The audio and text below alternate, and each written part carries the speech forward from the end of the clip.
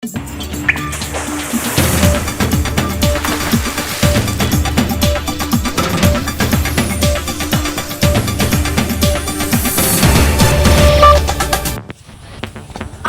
আলাইকুম। আমি চলে এসেছি ফালতু টিভি থেকে রায়ান ইসলাম। প্রশ্ন হলো কোকা-কোলা বয়কট। হ্যাঁ, আমরা কোকা-কোলা বয়কট করতে পেরেছিলাম, বাট আবার ব্যাচেলার পয়েন্টের কয়েকজন অভিনেতার কারণে আবারও কোকা-কোলা নিয়ে তোলপাড় উঠে গেছে। তবে এই কোকা-কোলা যারা বয়কট নিয়ে ভিডিও বানাচ্ছেন তারা কি বয়কট করতে পারছেন? না, কারণ আপনারা যখন কোকা-কোলাটা বয়কট করছেন তখন হাতে একটি করে কোকা-কোলা নিয়ে ভিডিও করছেন যে কোকা-কোলা বয়কট।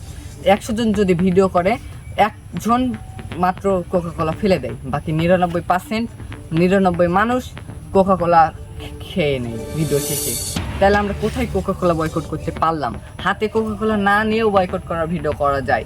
আপনি পাশে একটি গুগল থেকে পিকচার নামালেন, তারপরে এখানে সেট করে দিলেন, বা আপনি ভিডিওতে থামেলে কোকা-কোলা লাগাই দিলেন।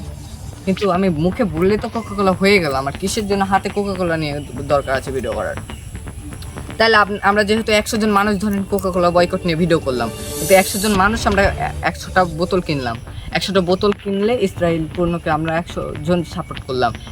ইসরায়েল পণ্যকে আমরা এভাবেই সাপোর্ট করছি। তো এই বিষয়ে আমরা এখন চলে যাব আমাদের একটি দরিদ্র ভাইয়ের কাছে, দেখা যাক ভাইটি কি বলে। তো ভাই, আপনি কোকা-কোলা বয়কট নিয়ে যারা এইসব ভিডিও বানাচ্ছে, হাতে কিন্তু কোকা-কোলা থাকছে, এই সম্পর্কে আপনি কিছু বলুন।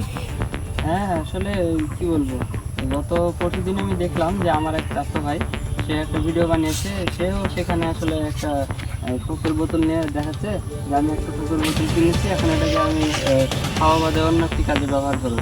মানে আমরা বাথরুমে যেমন টয়লেট ক্লিনার হিসেবে হার্পিক ব্যবহার করি, তো আমার চাচা ভাই কোকা-কোলাকে আসলে মানে সেটার পরিবর্তে ব্যবহার করেছে আর কি।